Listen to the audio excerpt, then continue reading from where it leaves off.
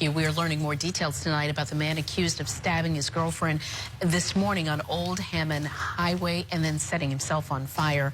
Paramedics rushed Stephen Heinrich Jr. to the hospital with severe burns described as life-threatening. Officers found his girlfriend, 23-year-old Stacy Charles, stabbed several times around 2 o'clock this morning on Old Hammond. She did not survive. Investigators say after stabbing the victim, Heinrich then drove off, crossed into oncoming traffic, intentionally hit another vehicle, and then set himself on fire.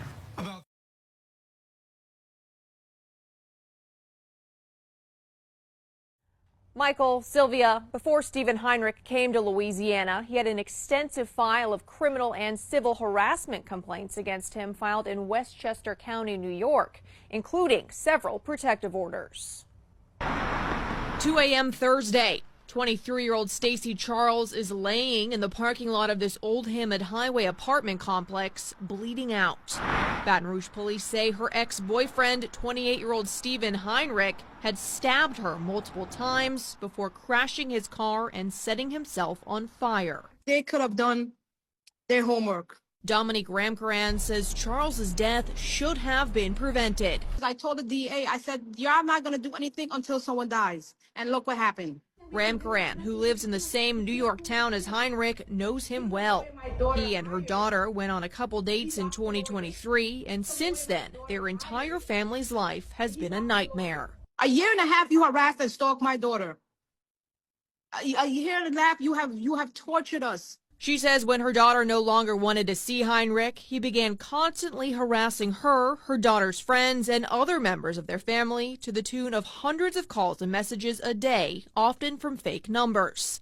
To the point my phone is on Do Not Disturb. If you're not in my favorites, you could not reach me. Ramkaran says the police didn't do much about it until they got a restraining order against him, which he was arrested for violating. However, he never served jail time. After he violated the order of protection numerous times, they gave him probation. At some point, he came down to Louisiana and began dating Charles. Ramkaran says her daughter's friends tried to warn her. Rose reached out to the young ladies like, leave this man alone. He's crazy. He's going to stalk you. He's done it to my friend.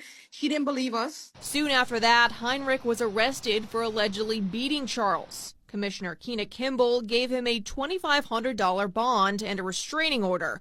This was just 1 week before the stabbing. So how does a man that has a flipping assault, like a harassment, has probation, have warrants, were able to slip through the system, get a $2,500 bail, and was able to go back to the same young lady that he harassed and kill her?